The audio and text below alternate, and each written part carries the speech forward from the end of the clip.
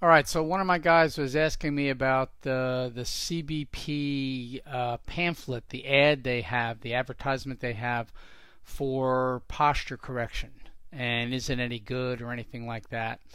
And it's actually baloney, but you have to know what you're looking at.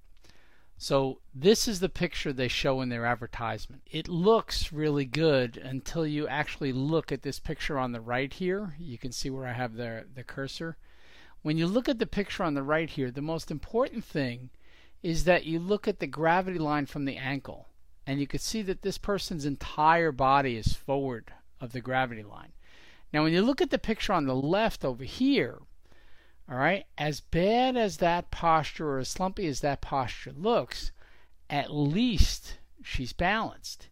Here you could see she's, first of all, if you look at the shoulder blades, she's got to work to hold them back.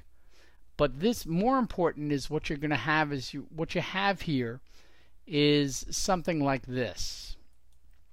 And what you have is this person gets adjusted. You can see if we go back to the CBP picture, they show these P to A adjustments where they're pushing the spine flat. You know, it's supposed to be curved and they're pushing it flat. All right, that's one story. But when you look, what you're looking at is this thing. And what happens here is you take a person and they have vertebrae that are anterior. And of course, those anterior vertebrae are why they're slumped, you know, why they have this big curve here. So they take that anterior vertebra here that's causing the slump, and then they do this with them. And what it looks like, they lay the person down, and you go and you P to A treat. You push down on their back and you push. And the whole theory is, you know, this one's forward and you're going to push this one down and it's going to come and collect that one. But it's baloney. If you look at it, what actually happens is this. That gets pushed P to A, and when the person relaxes, now you have two things stuck forward.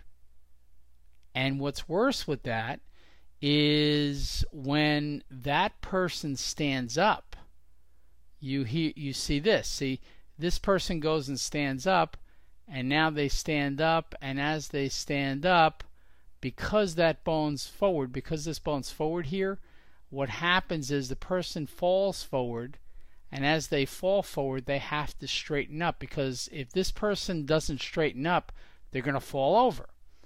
So what happens is they do this.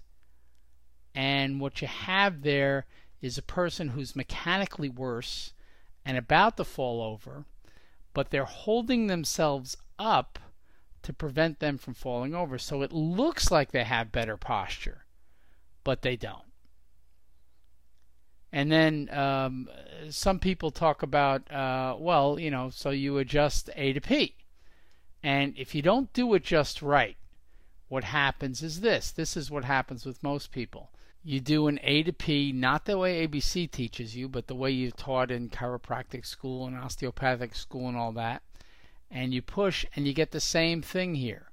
What happens is you push so hard, it has a P to A effect here, pushes the bone forward. And then if you ever notice, the treater steps away, and the patient often falls over against them, and then sometimes you have to put the hand up and sometimes they don't, and now you got this same thing where the person looks like they're standing up straighter, but again they're leaned forward. You can see how they're leaned forward. All right, and what actually happens a lot of times is actually pretty funny. What actually happens a lot of times is this. The person goes, they treat P to A, thinking they're treating A to P, but they push too hard. They created a P to A effect, and as they go, the person falls forward onto them. They have to help the person up, and then the person stands, and now they're stuck forward, just like you see with this CBP picture. So don't think that this is good posture. This is crappy posture, because in reality, if you say breathe in, breathe out, relax, and let your body slump, this person's going to fall over.